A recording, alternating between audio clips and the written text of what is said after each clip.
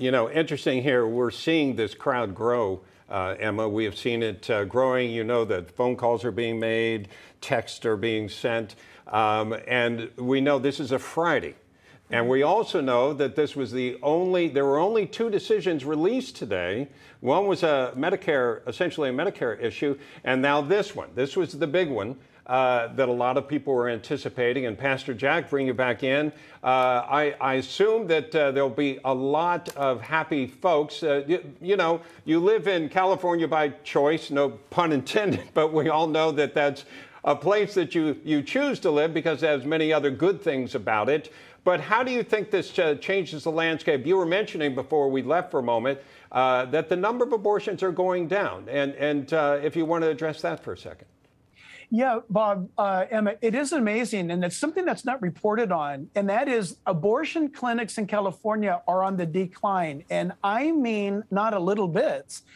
And so what we're seeing is, and I do believe what I'm seeing from young people that I talk to is, why did you change your mind? Oh, because of the technology. I didn't realize. I saw this, I saw that. Now there's apps on phones where if you think you're 4 weeks pregnant, 6, 10, 15 weeks pregnant, you can put in this app and see what's going on regarding that period of time. Technology, even among non-Christians, people who are thinking, technology is actually helping us here in California show someone this is what's happening inside of you. We're seeing an overwhelming change in California. Nancy Pelosi will not admit that. She doesn't want to hear it. But look what's going on just in California alone. But I've got to tell you something, and maybe, I mean, you guys are much more up on this than I am. But isn't it interesting that we just had a big brouhaha regarding the Second Amendment issue at the Supreme Court? But the Second Amendment was given to us to protect us against bad guys. The Second Amendment was given to protect life. So now we've got the Democrat Party angry about the Second Amendment decision at the Supreme Court. Now they're angry about a child having the ability and the right to live based on what issue? The Constitution of this United States. Yes, I agree biblically, but let's take the Bible out of it. The Constitution defends life, liberty, and the pursuit of happiness. If we want to argue that, well, at what point is it life? See, that's where the whole thing was. Yeah. Well, at what point is a child alive? Let me ask you, at what point is the baby dead? If the sperm is alive and if the egg is alive and conception takes place, it's all life.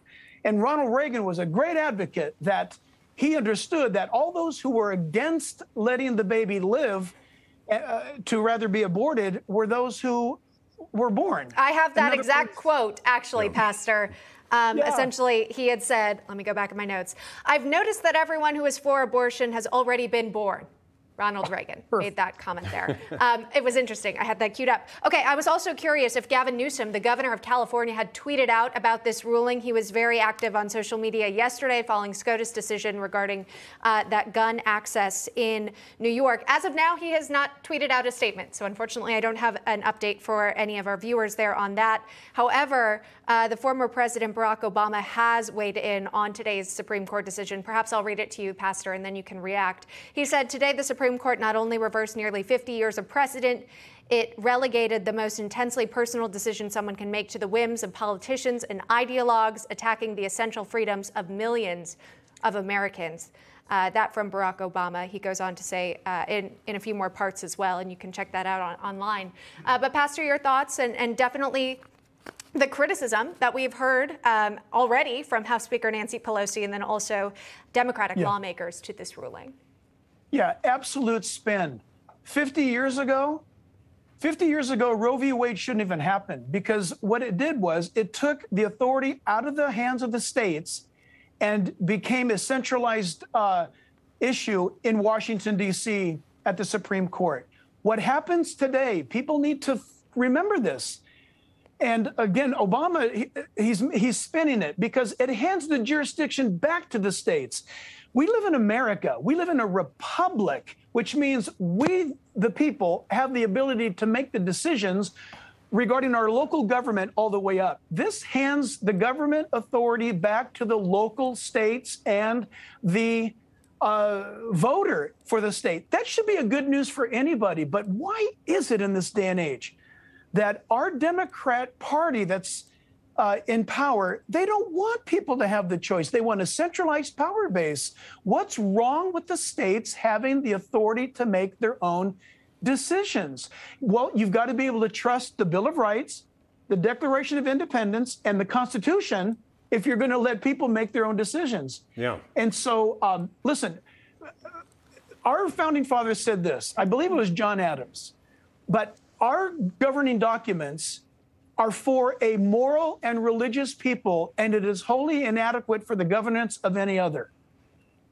That's a great statement, because when we lose our moral compass, then we go astray. Yeah. But America was united 246 years ago to bring about the greatest document, and we're still under that document today. It's the envy of the world. Listen, the Constitution protects life. It doesn't give anyone the right to take life, even in the Second Amendment. The Second Amendment gives us the right to bear arms to defend our homes, hey, Pastor, our families, our lives. Yes. Can I ask you if this affects your what you're going to talk about on Sunday? I mean, this came out today on a Friday.